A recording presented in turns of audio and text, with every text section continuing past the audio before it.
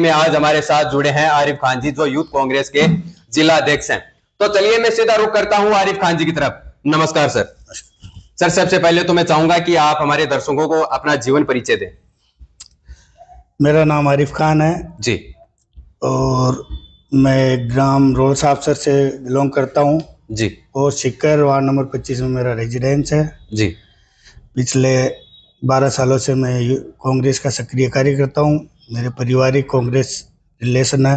जी। मेरे दादाजी कांग्रेस से पद पर रह चुके हैं। मेरे अंकल जो वर्तमान में सिक्कर चेयरमैन है नगर परिषद सिक्कर में पिछले 10 सालों से। और मैं खुद इस बार जो यूथ कांग्रेस के चुनाव होते उनके अंदर मैंने चुनाव लड़ा था और सेकंड नंबर पर मैं रहा था। मैंने अच्छे जोर शोर से चुनाव लड़ा था और मेरी लाइफ स्टोरी तो काफी लंबी है। जी बताइए, हमारे पास काफी समय है। वैसे मैं 2004 तक स्कूल इस्लामी स्कूल में मैंने 10th तक की थी। उसके बाद मैं 2005 में आउट ऑफ इंडिया चला गया था सऊदी अरब। जी। वहाँ पर मैंने 4 साल सर्वेयर का काम किया। जी। सर्वेयर का काम मैंने कोई डिग्री डिप्लोमा इंडिया से नहीं की थी। मैंने वहाँ जाके सर्वेयर का काम सिर्फ 1 मंथ के अंदर क्लियर किया। जी। और 1 मंथ के अंदर मैं प्रिपेयर हो गया था और मैं पूरा परफेक्ट सर्वेयर हो गया था। जी। और वहाँ मैंने जॉब की 4 साल। उसके बाद मैंने मेरा खुद का व्यापार किया 3 साल। 2012 में इंडिया आ गया था। जी। 2012 से मैं यहाँ मेरा छोटा मोटा प्रॉपर्टी का काम करता हूँ। जी। और मेरी ट्रेवल एजेंसी है सालासर बस स्टैंड पे। जी। 2012 के अंदर मैंने, जब लोग ब्लड के नाम पे डरते थे, उस टाइम पर हमारी एक संस्था है मयूर सेवा संस्था, जिसके अंदर मेरा धर्म भाई है शीशराम भावरिया जी।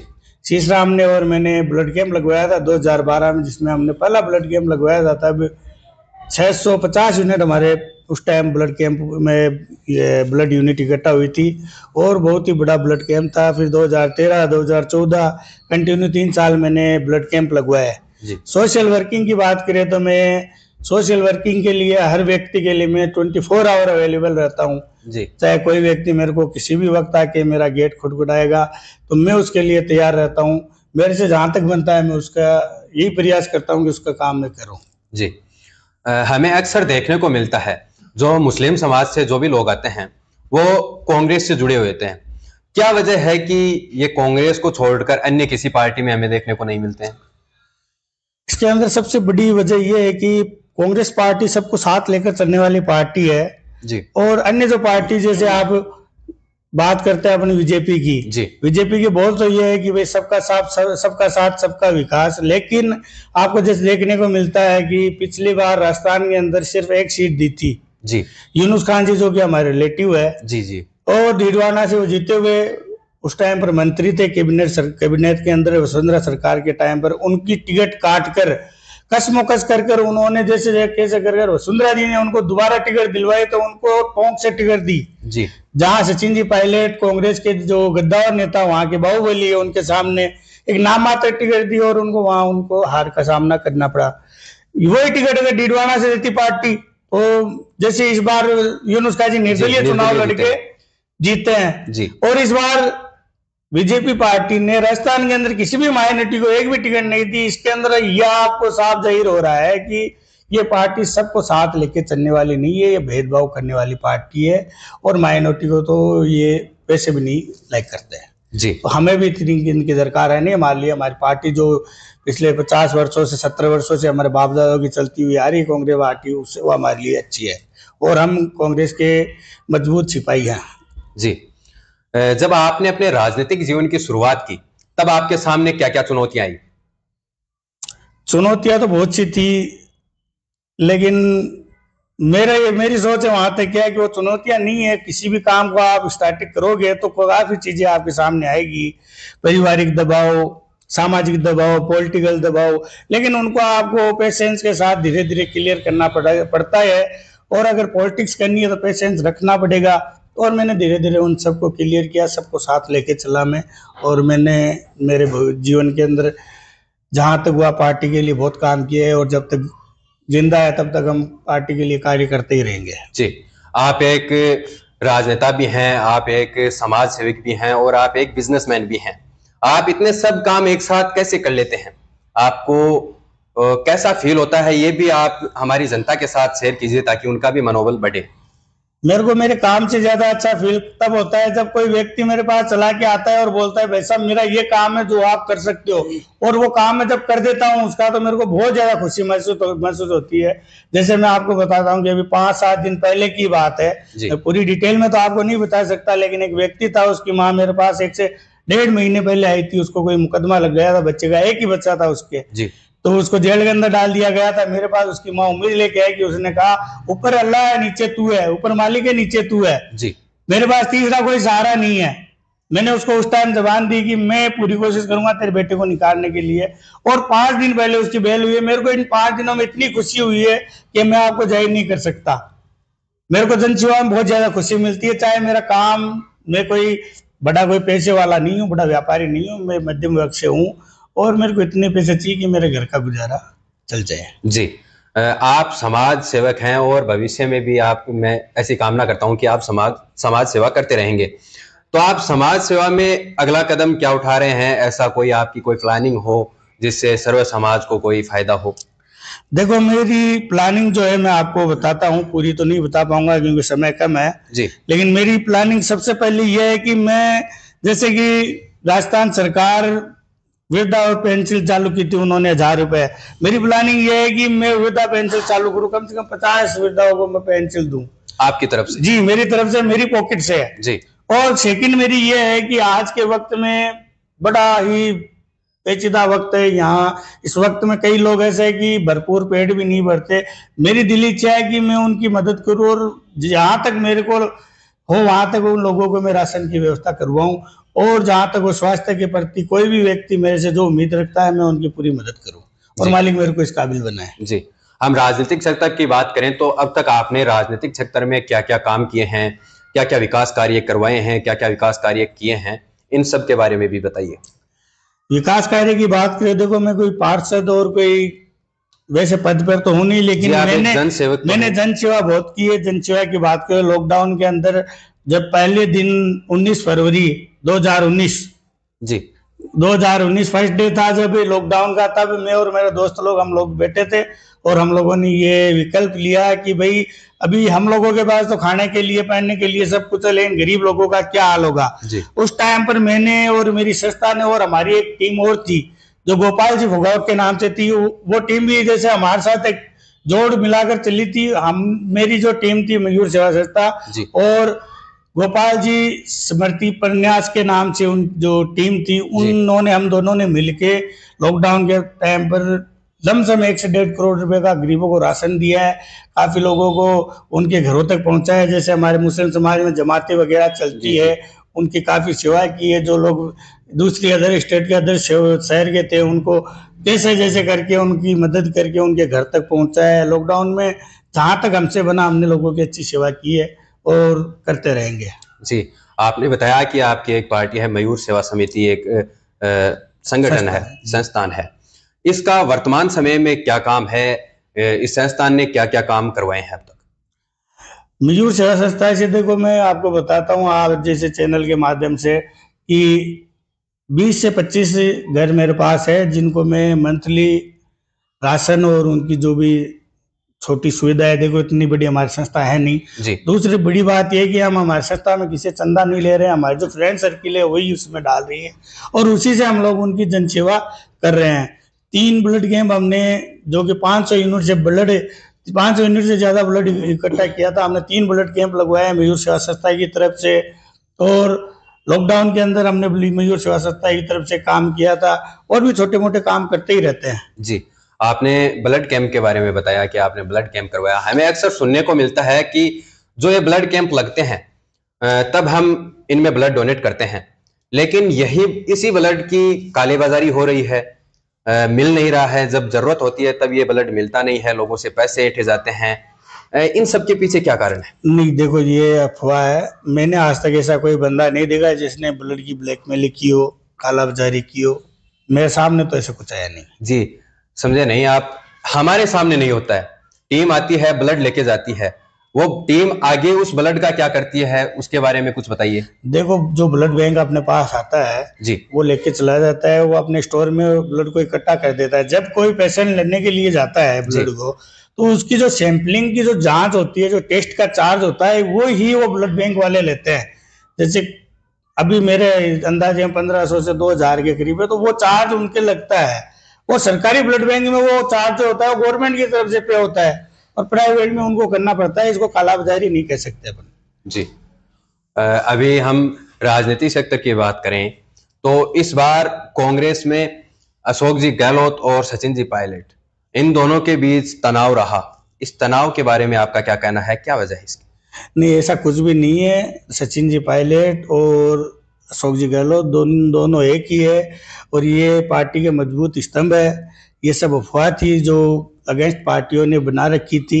ऐसा होता तो इतनी सीटें थोड़ी आती जी। सीटें तो क्या है कि इस बार गवर्नमेंट आने का था, लेकिन उसमें चक्कर हो गया कि भाई लोगों को जात के नाम पर भेदभाव कर दिया। ये एक बड़ा कारण अपने देश के अंदर अभी चल रहा है कि मंदिर मस्जिद जात पात ये सब चीजें क्या है कि जो अशिक्षित लोग हैं उनके अंदर बहुत ज्यादा पैदा हो रही है, और इसी के कारण राजस्थान के अंदर गवर्नमेंट नहीं आई। राजस्थान सरकार के अंदर जो पिछले 5 सालों में जो गवर्नमेंट ने किया है ना जी, आप उठाकर देख लीजिएगा हिस्ट्री, आज तक किसी गवर्नमेंट ने ऐसा कार्य नहीं किया है जी। और ऐसा सीएम आज तक ना तो कहीं किसी स्टेट में आया है, ना आने की कोई उम्मीद है। आपको भी पता है, बखूबी आप भी राजस्थान में रहते हो, आपने भी देखी क्या क्या स्कीमें दी है। चिरंजीवी योजना, हेल्थ के बेटे 25 लाख रुपए तक का आपका ट्रीटमेंट फ्री है जी, ठीक है। गरीब परिवारों को राशन दे रही है, ठीक है। गरीब बच्चों को स्कूल फीस फ्री है। जितने भी स्कूल सरकारी स्कूलें थे उनको इंग्लिश मीडियम स्कूलें बना दी, और काफी वैकेंसियां, यानी कि लोग जो उम्मीद रखते थे उससे ज्यादा गवर्नमेंट ने दिया है जी। अब वर्तमान में सरकार क्या एक्सेप्टेशन करते हैं? देखो, सरकार है, अच्छी बात है, और मैं उम्मीद यही रखता हूं कि ये समानता बना के रखे और देश के अंदर प्रोग्रेस काम करे, अच्छी वैकेंसियां दे, न क्या लोगों को परेशान करे, गरीब और अमीर दोनों को साथ में लेके चले। पॉलिटिकल मुद्दे अलग चीज होती है, पॉलिटिकल मुद्दों में पॉलिटिक्स करो, कोई दिक्कत, लेकिन जो जनता है उनको परेशान न करे गवर्नमेंट। मैं तो यही उम्मीद रखता हूँ कि जो अपनी रोजमर्रा की जिंदगी लोग जी रहे हैं उनको वैसे जीने दे, नए नियम नए कानून ये उनके ऊपर न लगाए। जैसे कि आपने देखा है कि राजस्थान के अंदर गवर्नमेंट आती 50,000 वैकेंसी आती जी, उनको निस्तारित कर दिया गया है। जितने भी प्रोजेक्ट पास थे गवर्नमेंट, राजस्थान गवर्नमेंट में कांग्रेस सरकार के टाइम, उनको सबको निरस्त कर दिया गया है। ऐसे ज्यादा दिन नहीं चलेगा जी।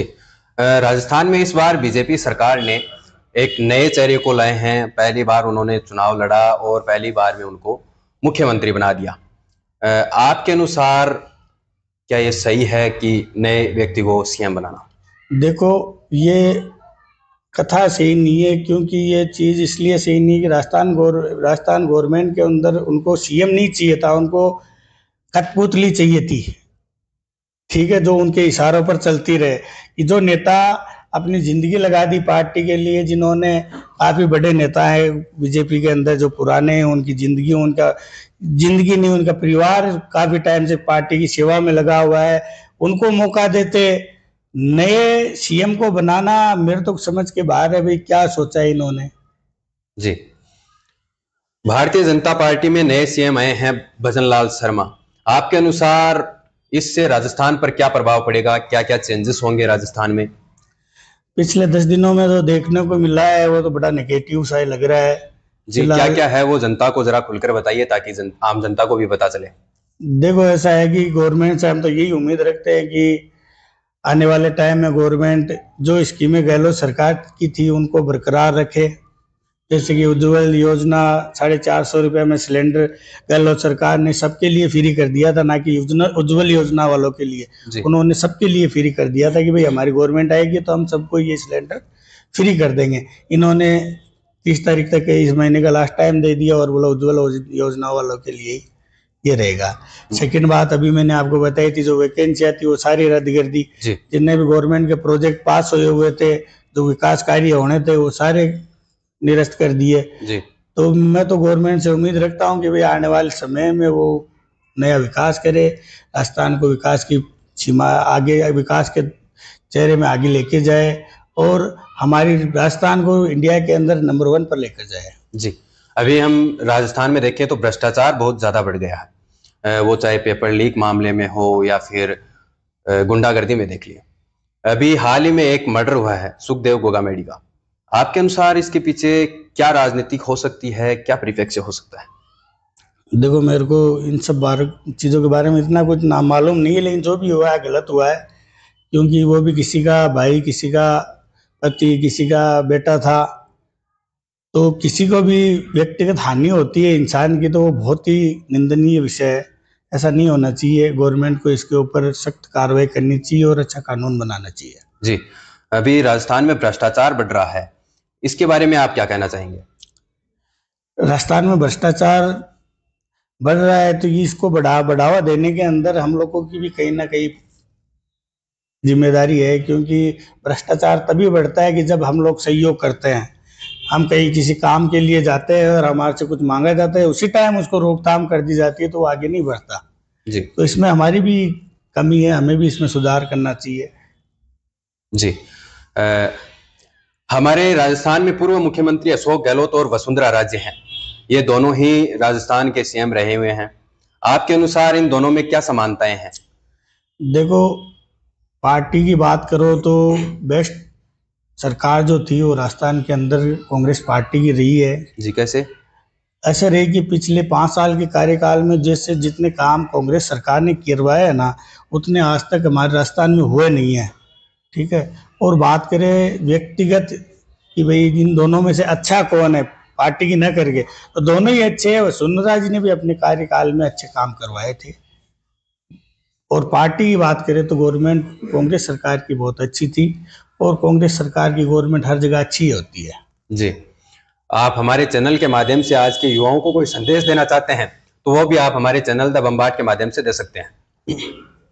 पहले तो मैं सभी युवा साथियों को, प्रदेशवासियों को मैं नई साल की मकर संक्रांति की हार्दिक शुभकामनाएं देता हूं, और साथ ही बताना चाहता हूं कि आने वाले 2024 में लोकसभा चुनाव के अंदर मैं आप सबसे रिक्वेस्ट करता हूं, सब समझदार पढ़े लिखे होनहार युवाओं को, कि केंद्र के अंदर जो सरकार है हमारी, वो हमारी बनाई हुई सरकार है। हम मत देते हैं तब वो सरकार बनती है। तो बड़ी सोच समझकर वोट दे और आने वाले वक्त में कांग्रेस की सरकार को वोट दे और राहुल गांधी को पीएम बनाए इंडिया का।